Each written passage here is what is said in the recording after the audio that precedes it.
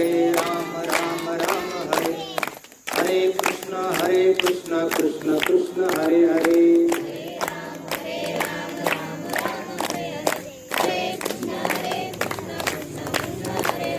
हरे राम राम राम हरे हरे कृष्ण कृष्ण कृष्ण हरे हरे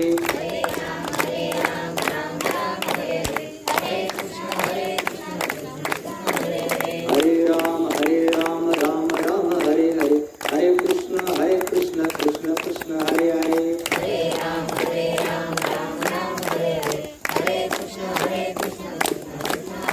कुंडली कमल हरिविठ्ठल श्री ज्ञानदेव तुकाराम पंढरीनाथ भगवान की जय माऊली ज्ञानेश्वर महाराज की जय जगद्गुरु तुकाराम महाराज की जय सच्चिदानंद सद्गुरु श्रीपाद महाराज की जय सच्चिदानंद सद्गुरु रामदास महाराज की जय अनंत कोटि ब्रह्मांड नायक राजाधिराज योगिराज परब्रह्म श्री सच्चिदानंद सद्गुरु साईनाथ महाराज की गणपती बाप्पा मंगल मूर्ती वक्रतुंड महाकाय सूर्यकोटि समप्रभ निर्विघ्नं कुरु मे देवं सर्वकार्येषु सर्वदा सर्वमंगल मांगल्ये शिवे सर्वार्थ साधिके शरण्ये त्र्यंबके गौरी नारायणी नमोस्तुते ओम नमो ज्ञाता वेद प्रतिपाद्या जे जे सौम्यदा आत्मरूपा देवा तुझी गणेशो सकलार्थमते प्रकाशो मणे निवृत्तिदासो अवधारिजो आत्मरूप गणेशा केली स्मरण होय सकळ विद्येचे अधिकरण त्याची बंधू श्री गुरूंचे चरण ते नमस्कार आता माझा भावा अंतराय नको रे देवा आले भागा ते करीतो तुझेच नाम उच्चारितो दृढ माझे मन आता राखावे बांधून तुका मने वाटे नको कुटू देव पाटे श्री सच्चिदानंद सद्गुरु श्रीपाद महाराज की ओम नमोजी आद्या वेद प्रतिपाद्या जे जे ससंवेदा आत्मरूपा देवा तुझी गणेशु सकलार्थमती प्रकाशु मणे निवृत्तिदासो अवधारिजो आज या ठिकाणी शिवगर्जना तरुण मित्र मंडळ यांच्या वतीनं सालाबादप्रमाणे गणेशोत्सव 2025 हा अतिशय उत्साहात आणि थाटामाटामध्ये पार पडत आहे. वस्तीच्या मानानं नियोजन अतिशय सुंदर आहे आणि दुधात साखर पडावी त्याप्रमाणे हरिभक्तपरायण वाल्मी भाऊंनी चांगल्या गोष्टीचा प्रसार आणि प्रचार करण्यासाठी जे काही त्यांचं लाईव्ह प्रक्षेपण केलेले त्यासाठी भाऊंसाठी एकदा जोरात टाळ्या वाजवत करू. त्याचप्रमाणे हा एकट्याचा खेळ नसतो. कोणतंही काम करायचं, छोटा मोठा गणपतीचा कार्यक्रम करायचा हा नव्हे एकल्याचा खेळ. म्हणून जमेला वेळ वैष्णवांचा. एकट्या माणसाचा हा खेळ नसतो. जसं भगवान श्रीकृष्ण एकटे पर्वत उचलू शकत होते, एकटे पर्वत उचलू शकत होते. गोवर्धन पर्वत नुसती करंगळी लावली तर उचलू शकत होते. तर त्यांनी काय सांगितलं सर्वांना, गोपाळांना, तुम्ही तुमच्या काठ्या लावा आणि आपण पर्वत उचलूया. कारण कोणतेही सामुदायिक कोणतेही काम करताना सर्वजण ज्या वेळेला एकत्र येतात त्यावेळेला त्या कार्याला सप्ताह एक माणूस करू शकतो. म्हणून अशी काही माणसे एकटा सप्ताह करू शकतो. पण सप्ताह करताना प्रत्येकाचे 4 रुपये 2 रुपये वर्गणी करून ज्या वेळेला तो केला जातो त्यावेळेला तो सप्ताह आपला वाटतो. गणेशोत्सव मध्ये ज्या वेळेला सर्वजण सहभागी होतात त्यावेळेला तो गणेशोत्सव आपला असं वाटतं. आणि म्हणून हा जो काही सालाबादप्रमाणे या ठिकाणी उत्सव होतोय, जसं भगवान श्रीकृष्णानं गोपाळ एकत्र करून उचलला आणि प्रत्येक गावात सप्ताह करताना सप्ताह कमिटी पूर्ण गावाला त्यामध्ये इन्व्हॉल्व करून घेते. त्याप्रमाणे हा जो काही मळा आहे, शेपाळ, शिंदे आणि नागरे, अजून काय आडनाव असतील, तर ह्या परिसरातील जेवढे काय आहेत त्या सर्वांनी मिळून हा गणेशोत्सव 2025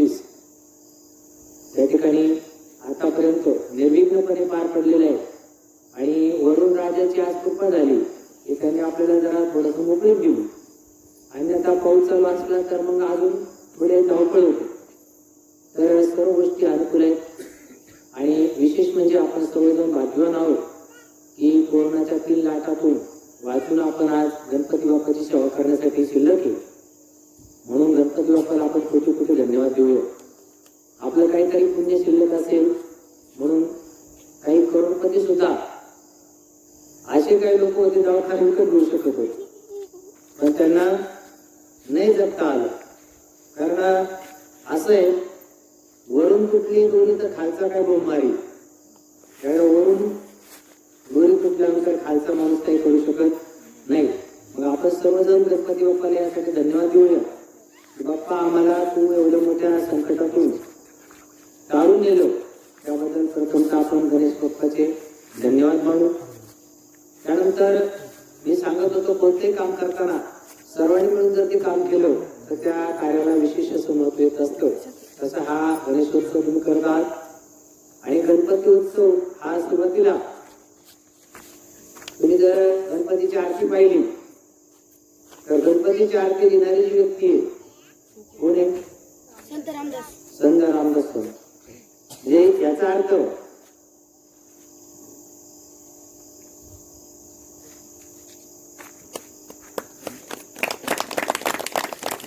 केला जाऊ कुंडली श्री नामदेव तुकाराम भगवान की हा राहिला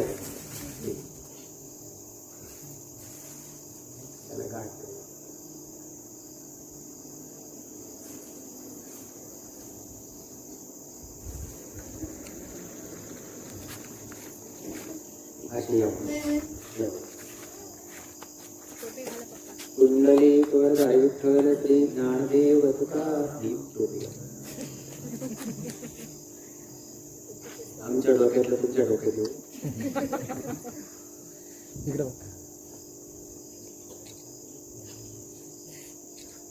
धन्यवाद. आणि चांगल्या माणसाची तुझी घडायला काही घाबरत नाही. म्हणजे चांगले विचार आपल्या डोक्यात येऊ शकतो. धन्यवाद. तर विषय असा चालला होता आपला की रामदास स्वामींनी गणपतीची आरती लिहिली. प्रत्येक आरतीचा लेखक कवी पाहायचा असेल तर तो शेवटी असतो. देवीची आरती कोणी लिहिली?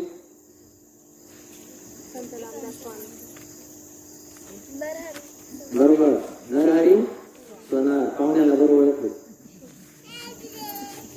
तर जे विद्यार्थी शेवटपर्यंत चांगलं उत्तर देऊन आपण बक्षीस देणार आहे किंवा थोडस प्रवचन ऐकताना आवडणपूर्वक ऐकायचं. म्हणजे याचा अर्थ गणपती केव्हापासून आहे? हा गणपतीचा उदय काळ खरा सुरू झाला लोकमान्य टिळकांपासून. कारण स्वातंत्र्य मिळवण्यासाठी लोकमान्य टिळकांनी जेवढे सज्जन होते त्या सर्व सज्जनांना एकत्र केलं आणि सज्जनांना एकत्र करून दुर्जन इंग्रजांना हाकलून लावण्यासाठी शिवजयंती आणि गणेशोत्सव सुरू केला पुण्यामध्ये. आणि कोणतेही चांगलं काम करण्यासाठी सज्जन माणसं एकत्र व्हायला लागतात. वाहिनी सज्जन एकत्र येत नाही म्हणून दुर्जनांचं भाव. सज्जनांचं हे एक थोडस वाईट लक्षण आहे की सज्जन लोक एकत्र येत नाही, दुर्जन टप्पन एकत्र येतात. म्हणून सज्जन जर एकत्र आले तर दुर्जनांचं तोंड गप्प राहतं. उदाहरण आपल्याकडे महाभारताचं उदाहरण बघ, फार मोठं उदाहरण. महाभारतामध्ये भीष्माचार्य जर बोलले असते उभं राहून तुम्ही करता हा अधर्म आहे, नका करू तुम्ही हे अधर्म. भीष्माचार्य उभे राहिले असते, तिने हात केला असता थांबा तर द्रौपदीचं वस्त्र आराम थांबलं असतं. पण भीष्माचार्य गप राहिले म्हणून पुढचं महाभारत घडलं. म्हणजे चांगले माणसं ज्यावेळेला गप राहतात त्यावेळेला वाईट माणसाला एक प्रकारचं बळ मिळतं. म्हणून चांगली माणसं एकत्र करण्यासाठी लोकमान्य टिळकांनी हा गणेशोत्सव सुरू केला आणि चांगली माणसं एकत्र आली आणि त्यांचं संघटन झालं आणि हळूहळू इंग्रजांना इथून जावं लागलं. म्हणजे यातून सांगायचं आहे की मला की आपलं आज हे पवित्र मनोरी क्षेत्र, या गावातली चांगली माणसं ज्यावेळेला एकत्र येतात, चांगले विचाराची माणसं ज्यावेळेला एकत्र येतात त्यावेळेला निश्चितपणे त्यांचं संघटन होतं. त्यावेळेला या मनोरी गावाला एखाद्या तीर्थक्षेत्रासारखं महत्व भविष्यकाळात येऊ शकतं.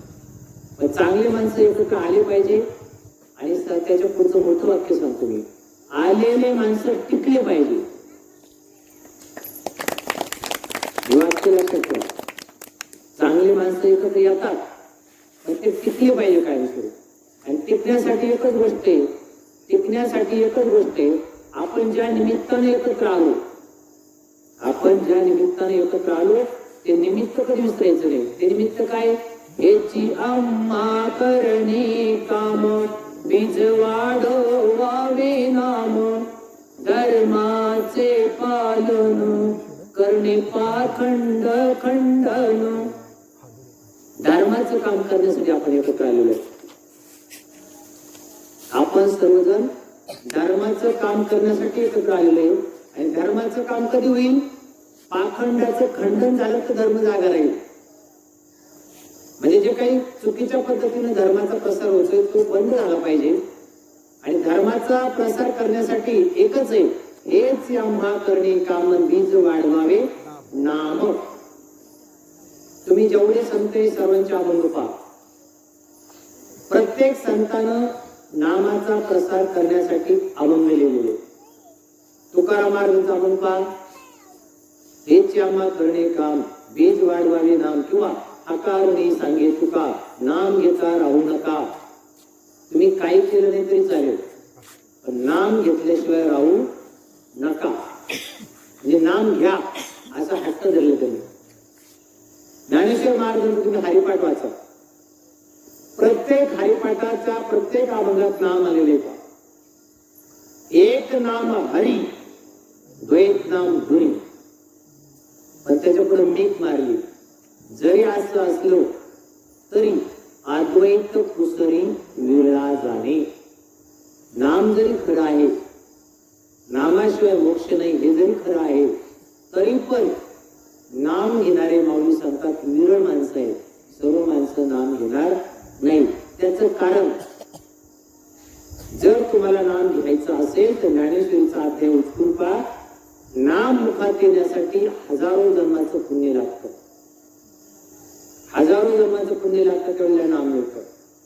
कोणती गोष्ट करण्यासाठी पात्रता यावी लागते. पात्रता नसेल तर माणूस या मार्गात येणारच नाही.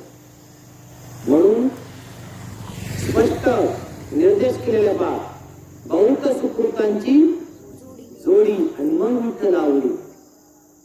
तुमचे बँकेत पैसे जर असले तर बँकेत जाण्यात मजा आहे. खात्यावर रुपये नाही, बँकेत जाईल कसं होते? तसं तुमचा पुण्याचा संचय झाला की तुम्हाला बुद्धी सुचते गुरु केला पाहिजे. तुम्हाला बुद्धी सुचते नाम घेतलं पाहिजे. तुम्हाला बुद्धी सुचते हरिपाठ केला पाहिजे. तुम्हाला बुद्धी सुचते देवाची आरती केली पाहिजे. तुम्हाला बुद्धी सुचते साईचरित्र पारायण केलं पाहिजे. तुम्हाला बुद्धी सुचते ज्ञानेश्वरीचं पारायण केलं पाहिजे. हे कधी सुचल? ज्या वेळेला तुमच्यातलं पुण्य नामस्मरणेने जागा होईल त्यावेळेला तुम्हाला चांगल्या चांगल्या गोष्टी कराव्या वाटतील. म्हणून चांगला माणूस प्रत्येक गोष्टीत चांगलं बघतो आणि वाईट माणूस प्रत्येक गोष्टीत वाईट बघतो.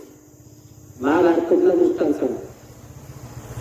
कृष्णानं सांगितलं दुर्योधनाला, समोर माणसं बसलेली आहेत, हजारो माणसं बसलेली आहेत, यातला एक चांगला माणूस घेऊन ये. दुर्योधन गेला, अशी नजर टाकली आणि वाकड तोंड करून पडतात. भगवान श्रीकृष्णाने विचारलं, अरे चांगली माणसं आणली तू, एकच सांगितलं होतं आणलं नाही तू? म्हणले मी बघितलं असं, पण याच्यात मला वाटत नाही चांगलं. तू याच्यात मला कोणी चांगला वाटत, त्याला कोणी चांगलं वाटलं नाही याचं कारण तो चांगला नव्हता. तो स्वतः काय नव्हता? चांगला नव्हता. जशी दृष्टी तशी सृष्टी. त्याची दुसऱ्याकडे पाहण्याची दृष्टी वाईट होती म्हणून त्याला एकही चांगला माणूस दिसला नाही.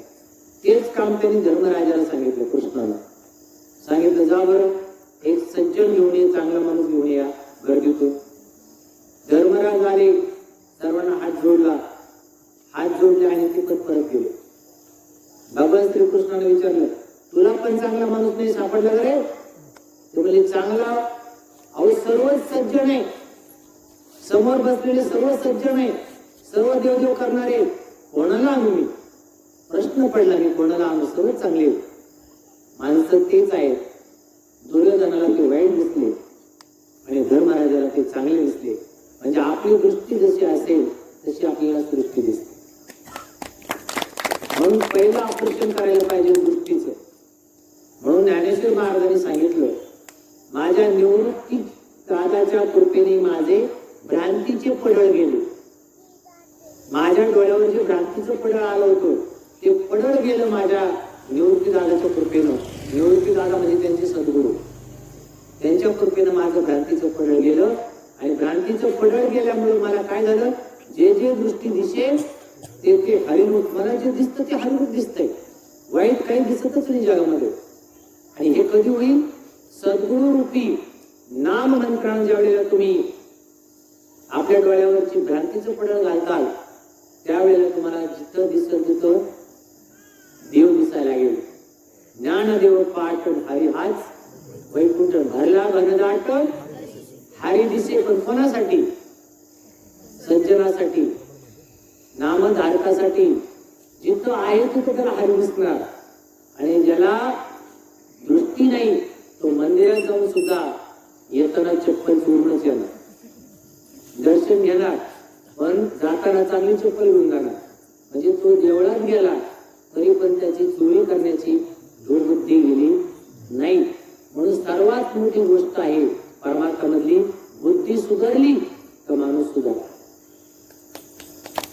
गणपती कशाला बसवायचा आहे? गणपती कोणती देवता आहे? मध्यम आले आपण. गणपती बाप्पा ही बुद्धीची देवता आहे, बुद्धीची देवता आहे गणपती बाप्पा. आणि गणपती बाप्पा बुद्धीची देवता असल्यामुळे गणेशाची स्थापना करायची. कारण बुद्धी सुधारली, जीवन सुधारलं. उदाहरण सांगतो, मोठे मोठे उदाहरण सांगितलं फक्त माणसाला. एका रावणाची बुद्धी बिघडली. किती माणसाची बुद्धी बिघडली? लंकेत फक्त एकाची बुद्धी बिघडली, मेन माणसाची बिघडली. घरातला कुटुंब प्रमुख मेन असतो आपला, त्याची बुद्धी चांगली असलं तर कुटुंब चांगलं राहतं.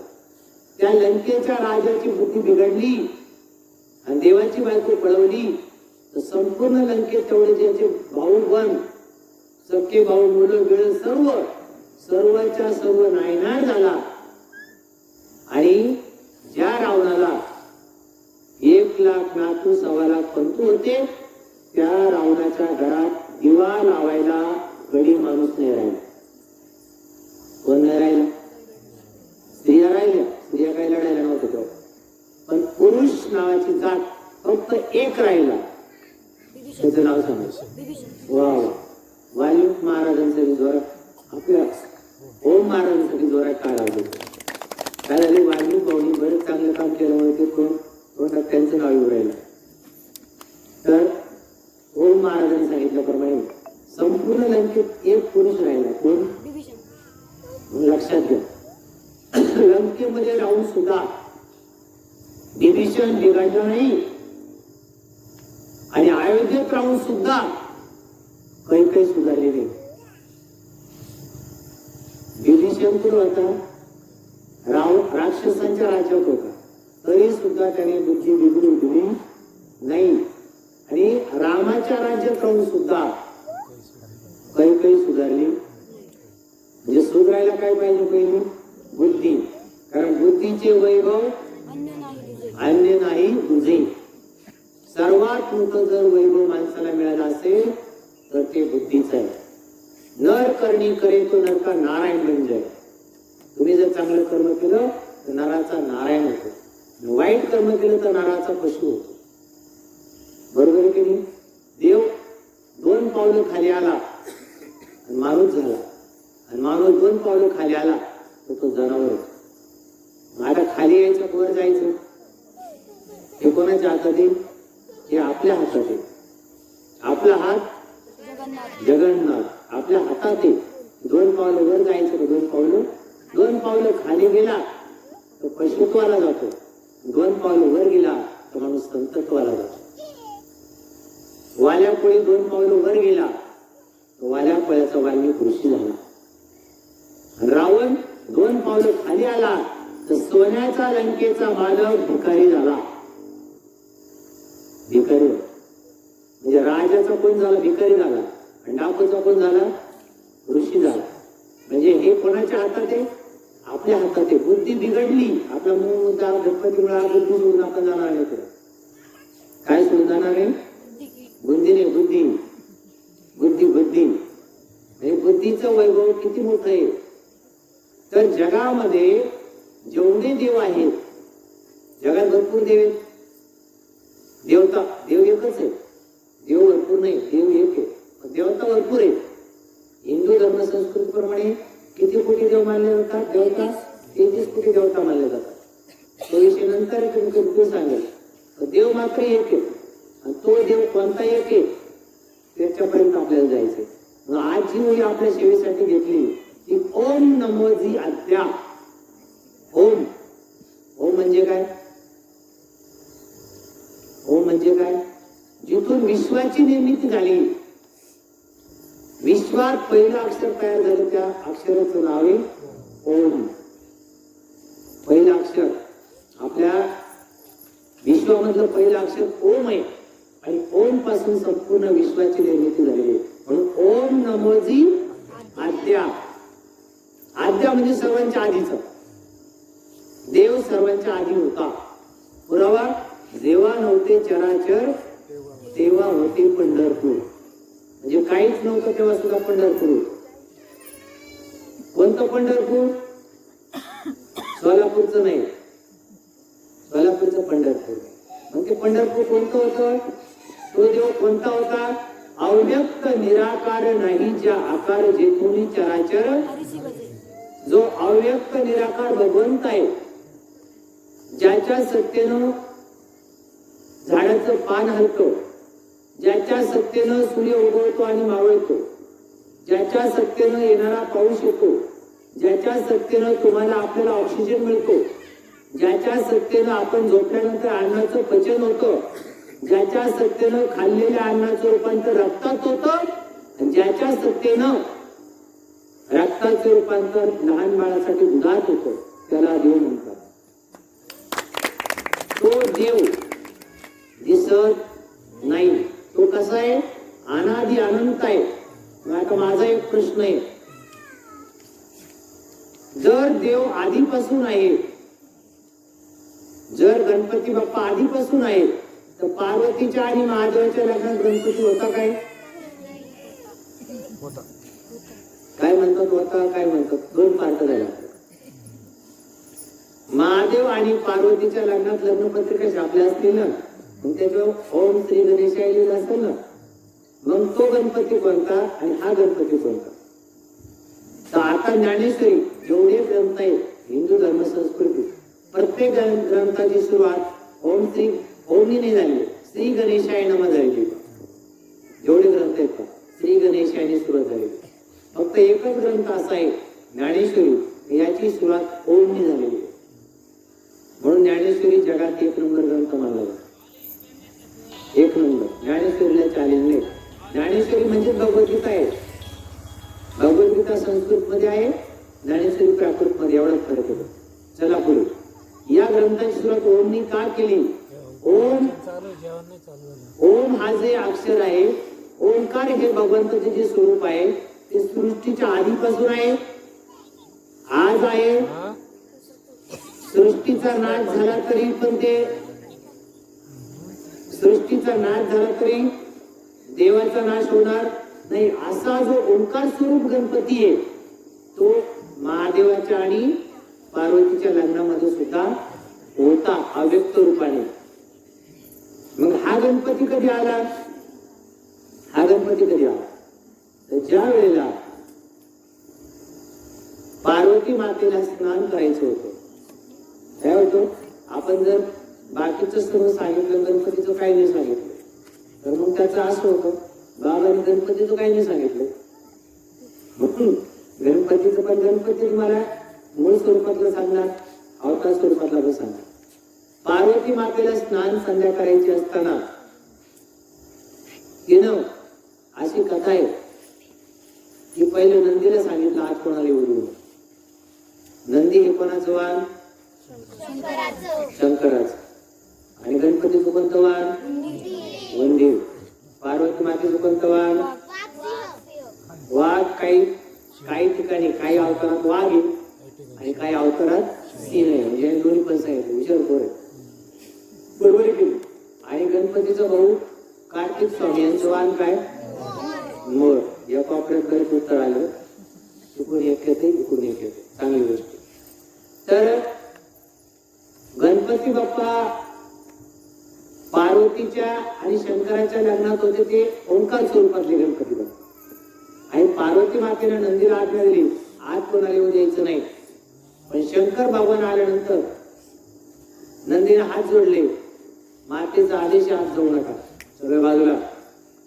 आता असं म्हणजे वाहन येते ते काय बोलणार पुढे. ते बाजूला झाले. भगवान शंकर आत आले. पार्वतीच्या लक्षात आले नंदीच्या नादी लग्नात माझ्या नाही. नंदी हे धर्माचं रूप आहे. नंतर सांगतो तुम्हाला. नंदी बघा मंदिरामध्ये नंदी असतो. एक पाय त्याच्या पुढे, 4 पाय म्हणजे 4 धर्माचे 4 पाय, 4 स्तंभ. नंदी हा धर्माचं रूप आहे. चला पुढे. पार्वतीच्या लक्षात आलं की हे काही जमणार नाही म्हणून आपण स्वतःच कोणीतरी तयार केला पाहिजे जो आपला ऐकत. बरोबर की आपलं ऐकून असं कोणीतरी तयार केलं पाहिजे. म्हणून तिनं असं सांगितलं जातं की तिनं आपल्या शरीरावरील मळापासून गणपती तयार केला. जर मळापासून गणपती तयार जर केला असेल तर पार्वती किती महिने बिगर आंघोळीची असेल. तर मळापासून गणपती तयार करायचं म्हणजे कमीत कमी पावशी एक मळ लागेल तरी किती बारीक गणपती करायला. मग पार्वती अशी होती का बाबा बिगर आंघोळीची आरती करणारी होती का? तिथं तशी नव्हती. तर पार्वतीनं अहंकार रूपी मळ इकडे ध्यान आहे. देवाची कथा 2 प्रकारची असते. एक सामान्य माणसासाठी असते आणि एक ज्ञानी माणसासाठी असते. ज्ञानी माणसाने हे लक्षात घ्यायचंय की पार्वतीनं अहंकार रूपी तिच्या शरीरावर जो मळ आलेला होता, अहंकार, तिला जे अहंकाराचा वारा न लोगो राजे म्हणतो की नाही, तुम्ही प्रार्थना म्हणता, तिला जो अहंकार झालेला होता, अहंकार चिटकलेला होता तिला, अहंकार रूपी मलाचा तिने गणपती बनवला. गणपती बनवला म्हणजे बुद्धिमत्तेची देवता बनवली.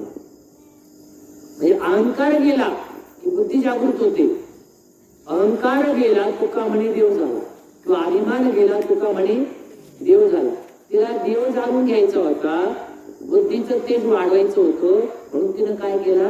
अहंकार रूपी मळ काढला. अहंकार रूपी काही बाजू तुम्ही ऐकलं असेल, रे काना चोळी लुगडी गाणे. देव एवढा येडा होता का? गवळणीचे लुगडे गुंफायला.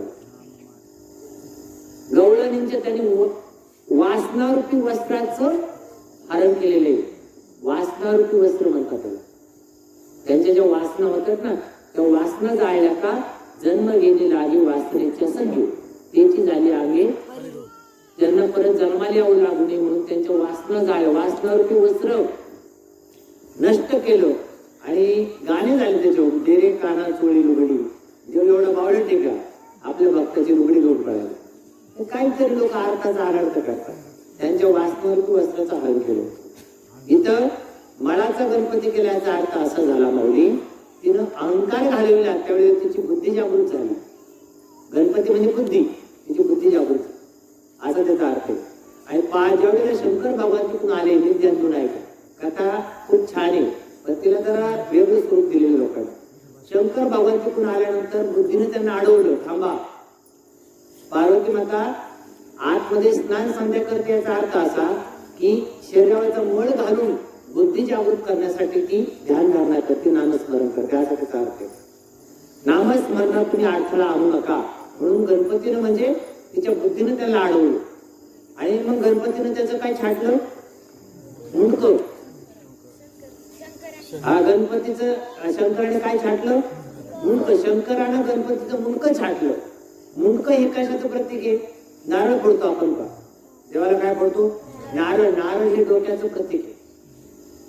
नारळ असं जशी कवटी असते की तशी ती कवटी आहे. त्या या कवटीच्या आतमध्ये जे निर्वात पोकळी आतमध्ये, त्याच्यामध्ये आतल्या पोकळीमध्ये त्या चित्तामध्ये परमार्थ जावा यासाठी आपलं डोकं देवाच्या चरणावर आपण फोडू शकत नाही. डोक्याचं प्रतीक म्हणून आपण काय बोलतो? नारळ फोडतो. तसं गणपतीचं मुंडकं उडवलं याचा अर्थ ज्यावेळेला पार्वतीला ज्ञान प्राप्त झालं त्यावेळेला तिचा अहंकार झाला, मग अहंकाराचं मुंडकं छाटलं. अहंकाराचं मुंडकं छाटलं. ज्या तुला बुद्धीला बा एखाद्याला जर समजा माम कीर्तन प्रवचन चांगलं यायला लागलं तर असं वाटतं आपल्यासारखं ज्ञानी कोणी नाही. बरोबर की मग असं आम्हाला वाटू नये म्हणून आमचं अहंकार रूपी अभिमान रूपी ते मुंडकं त्यांनी छाटलं की ज्याला तू बुद्धिमान आहे असं दाखवू नको कोणाला. आणि हुशार माणसं मी बुद्धिमान आहे असं दाखवत नाही. अर्धी भरलेली घागर जी असते की नाही अर्धी भरलेली ती जास्त अशी हलत राहते. अर्थज्ञान असलेला माणूस जास्त बोलतो. कसं बोलतो? अनंत वाचाळ बरळती बरळ काय कसं गोपाळ काय, पण त्यांना गोपाळ पावत नसतो. म्हणून ज्ञानदेव मौन जप माळ मौन राहून आधी माळेचा आतमध्ये जप कर, आतून तुला ज्ञान प्राप्त होऊ दे. हे नरा आत बघ जरा जीव हा खरा नवी ही माया. आतला भगवंत तू जाणून घे, आतून तू निर्मळ होईल. नाही निर्मळ जीवन काय करेल साबर, तुझं आतून निर्मळ जीवन व्हायला पाहिजे. आतून बाहेरून ज्यावेळेला तू निर्मळ होशील त्यावेळेला तुझ्या बुद्धीचा प्रकाश पडेल आणि मग गणपती बाप्पा तुझ्यावर प्रसन्न होईल. यासाठी तुला पूर्ण निर्मळ व्हावं लागेल आतून. मग भगवान शंकराने मुंडकं छाटले याचा अर्थ जे ज्ञानाचा अभिमान झाला पार्वतीला मुंडकं छाटलं. आता बघा मुलाचं मुंडकं छाटलं आणि मुंडकं छाटल्यानंतर पार्वती मातेला कळलं ती धावून आली आणि मग त्यांनी काय केलं म्हणले हातीचं मुंडकं कापलं आणि त्याला लावलं. आता हातीचं मुंडकं लावण्यापेक्षा त्याचं खाली पडलेलं मुंडकं लावलं असतं ना. खरंच जर मुंडकं छाटलं असतं आज प्राण्याचा जीव काला घेतील ते. हातीचा जीव घेणं म्हणजे काही साधं आहे का? गज येतो, ओंकार स्वरूप येतो. मग हातीचं मुंडकं छाटलं म्हणजे त्याला लावलं. त्याचा अर्थ असा आहे हाती हा शाकाहारी प्राणी आहे. शाकाहारी प्राणी पण जगात सर्वात ताकदवान प्राणी कोणता आहे? हत्ती. त्याला यातून हे दाखवायचंय गणपतीला सोंड का दाखवली हत्तीची की हत्ती गवत खातो, घास खातो, तरी सुद्धा हत्ती एवढी शक्ती कोणाला नाही. गणपती सुद्धा त्याला बघा कशाचं दिवा आता जुड्या वाहतो मी दुर्वाची जुडी. कशी जुडी आता दुर्वा. दुर्वा शाकाहारी का मांसाहारी? त्यांना ते दाखवायचे गणपती शाकाहारी, हत्ती शाकाहारी. आणि गणपतीचे भक्त 10 दिवस झाले इशारा विसरून जातात. गणपती काय खातो, हत्ती काय खातो, हा काय खातो. 10 दिवस झाले का मोकळा. म्हणून त्यांना हे सांगायचंय हा सोंड का दाखवली की शाकाहारी असलेला प्राणी सुद्धा जगात सर्वात ताकदवान होऊ शकतो. तुम्ही सुद्धा शाकाहारी राहून सुद्धा जगाशी मुकाबला 2 हात करू शकता. म्हणून ते दाखवलं. बरोबर आहे की नाही? म्हणजे सांगायचं तात्पर्य मुंडकं जर हत्तीचं तोडायचं जोडायचं तर भगवान शंकरानं स्वतः खाली पडलेलं गणपतीचं मुंडकं घेऊन लावलं असतं की. म्हणजे कथा या 2 प्रकारे असतात. एक काल्पनिक कथा असते, एक सत्य कथा असते. चला पुढे. हत्तीचंच का तर हत्ती हा शाकाहारी म्हणून ते दाखवलं. बाकी त्याच्या पुढे चला. वास्तविक पाहता जगात जेवढे प्राणी आहेत थोडी ताकद आली की प्राणी एवढं पुत्र असतं आख्या गलीत झोपून देत नाही लोकांना वांग वांग वांग वांग वांग. पण हत्ती चालता है कुत्ते भोगते है. म्हणजे अंगात ताकद जरी आली तरी पण ताकदीचा गौरव करू नये याच्यासाठी हत्तीची सोड लागते. चला गणपती बाप्पाच्या पुढे येऊ आपण.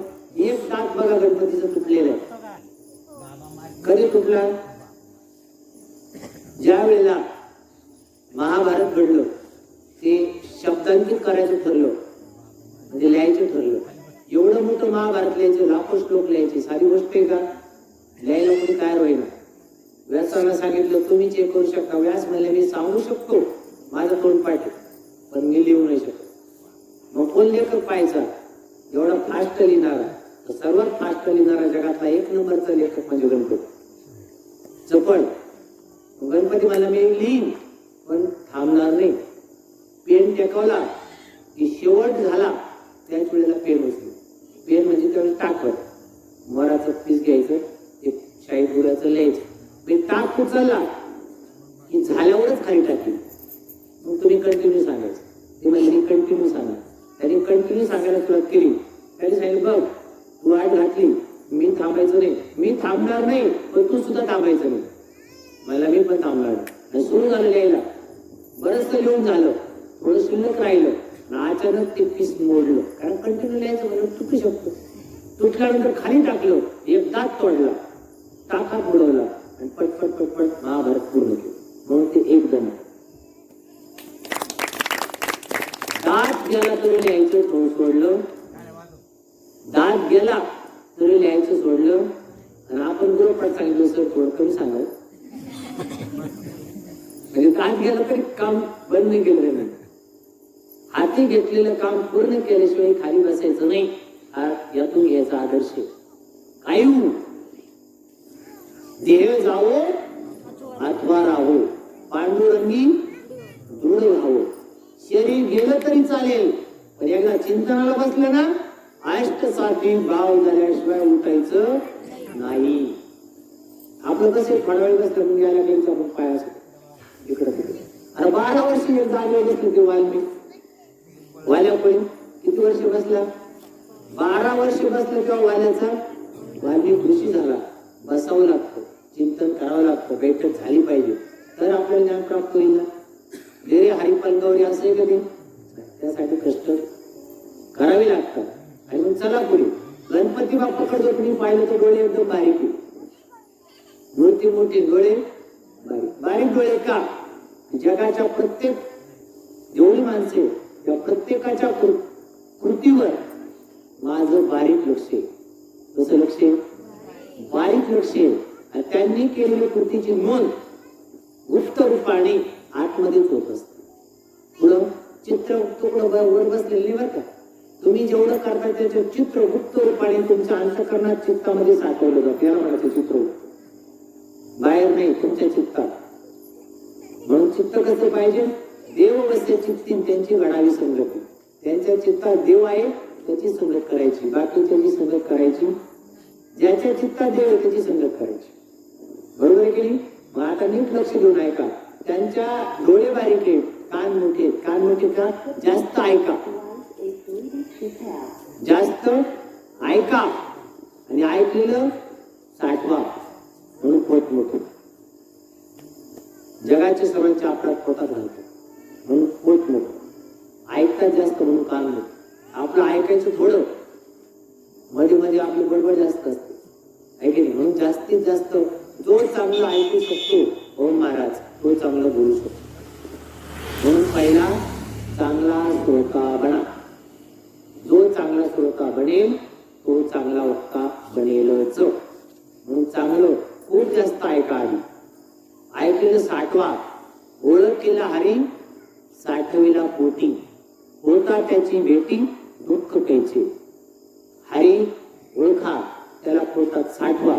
आणि हा एकदा आला आपल्या हातात आला, हरी आला हातात, मग त्याची भय चिंता.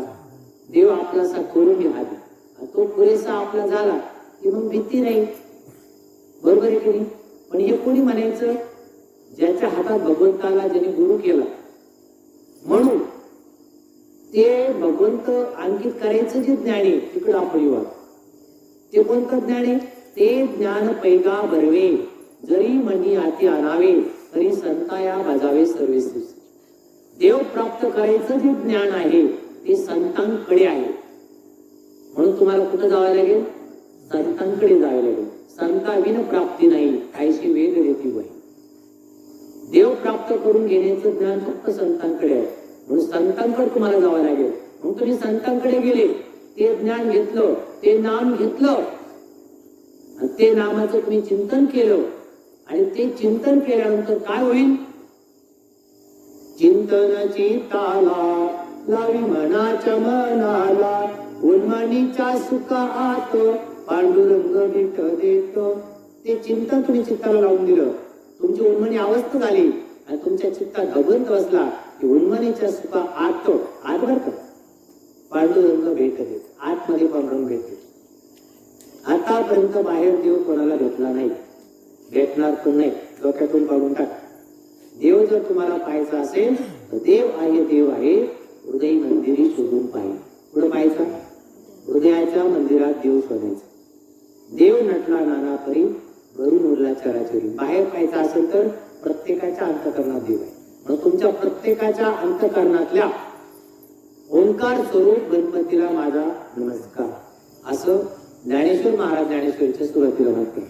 मला म्हणायला काय, संतांनी जर एवढं तुम्हाला नमस्कार केलाय, जर तुम्ही सुधरत असेल, तुकाराम महाराजांचा दंडोर घातलाय, पुढे घातल्यावर आता तरी पुढे हाची उपदेश नका करू नाश आयुष्याचा, सकळांची पाया माझे दंडवत. म्हणजे काय हो, लोटांगण. तुमच्या पायावर मी लोटांगण देतो म्हणतात, पण आजपासून तुम्ही सुधरा. कोण म्हणतात? तुकाराम महाराज म्हणतात. आणि एवढं सांगून सुद्धा शेवटचा आरोप लिहिला त्याने, तुका म्हणे मेलो सांगता सांगा. शेवट लिहिलं त्याने वैतागून, काय सांगता सांगता आणि मरायला लागलो म्हणले. लोकांनी ऐकलं. आता जर तुकाराम महाराजांचं लोक ऐकणार, नागरी महाराज म्हणतो, पण ऐकलं ज्यांनी ऐकलं, ज्यांनी ऐकलं त्यांना कोटी कोटी धन्यवाद. ज्यांनी ऐकलं तेवढ्यांना कोटी धन्यवाद. कारण तुमचं काहीतरी पुण्य होतं बाबा, तुम्ही ऐकून घेतलं आहे की नाही. कारण ही गोष्ट करण्यासाठी, नाम मुखात येण्यासाठी हजारो जन्माचं पुण्य लागतं. मग आता ते नाम तुम्हाला मिळालं, त्याचं चिंतन तुमच्याकडून झाले, आणि एवढं चिंतन तुमच्याकडे झाल्यानंतर काय होईल, ते ज्ञान हृदयी प्रकटे, मग शांतीचा अंकुर फुटे. आज मी टाकलेली मी बघा ग्रुपला, ते ज्ञान हृदयी प्रतिष्ठे, मग शांतीचा अंकुर फुटे, मग विस्तार बहु प्रकटे आत्मबोधाचा. मग ते ज्ञान तुमच्या हृदयामध्ये प्रकट होईल. ते ज्ञान प्रकट झाल्यावर काय होईल, शांतीचा अंकुर फुटल. कशाचा अंकुर फुटल? आणि शांतीचा अंकुर जोपर्यंत जीवनात फुटत नाही, तोपर्यंत किती देव केला तरी काहीच भेटत नाही. जा, जीवनात काय यायला पाहिजे, शांतीचा अंकुर फुटायला पाहिजे, शांतता यायला पाहिजे. आणि जिथं शांतता आहे तिथं देव आहे, जिथं शांतता आहे तिथं लक्ष्मी आहे, जिथं शांतता आहे तिथं सूप पाणी भरतं. आणि जिथं शांतताच नाही, किती पैसा येऊ द्या, Y Y Y Y Y Y, काय कमी लोकांना. करोडपती लोकांच्या घरात पाहतो, करोडपती, गरिबांचं जे सोडून, करोडपती लोकांच्या घरात गोळ्यांचे बॉक्स भरलेले, गोळ्यांचे बॉक्स भरलेले. भूक लागायची गोळी, काही ना लग्नी सुद्धा होत नाही, लग्नी व्हायची सुद्धा गोळी, अन्न पचायची गोळी, भूक लागायची गोळी, जेवली होती पचायची गोळी, खाल्ली होती बाहेर निघायची पण गोळी. एवढ्या गोळी, डायबिटीसची गोळी, बीपीची गोळी, डोकेदुखीची गोळी, एवढ्या गोळ्या खाण्यापेक्षा त्याला एवढ्या गोळी घालावली. आणि आमच्याकडे एकच गोळी. कोणती गोळी आहे? मुखी नाम हाती मोक्ष, नवे नवे ब्रह्मरस घे काढा, जेनी पिढा वाढेल. आमच्याकडे एकच रस आहे, ब्रह्मरस. तो आम्ही रोज घेतो, त्याच्यामुळे अजून काही गोळी खायची वेळ आली नाही. साऱ्या गोळ्या बंद करायच्या असल्या तर एकच ब्रह्मरस घे काढा, जेणे पिढा वाढेल. माझं 54 वर्ष वय झालं. गेल्या 25-30 वर्षात जेव्हापासून अनुभव घेतला, आतापर्यंत मला ताप आला नाही, थंडी आली.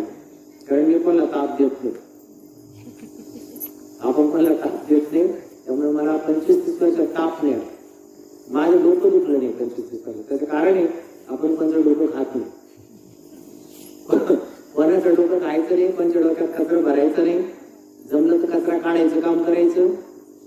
करता आलं तर चांगलं करायचं, नाही करता आलं तर ज्ञानदेव म्हणून जप माळा गप बसायचं.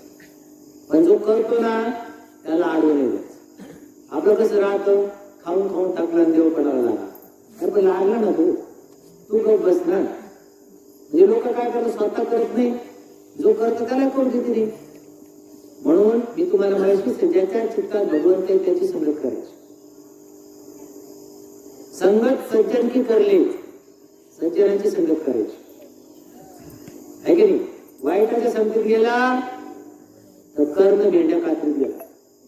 कर्णासारखा महायुद्ध आतापर्यंत तयार झाला नाही, पुढचं सांगता येत नाही. कर्ण एक नंबर होता लढाईला, तर दुर्योधनाची संगत केली, त्यामुळे एवढा मोठा महायुद्ध त्या कर्णाला सुद्धा मरावं लागलं. बरोबर आहे. आणि वाल्या कोल्याने संगत केली नारदाची तर दाखरूचा ऋषी झाला आणि त्याने लिहिलेल्या महाभारतात रामायणाप्रमाणे त्यानं लिहिलेल्या रामायणाप्रमाणे जगाच्या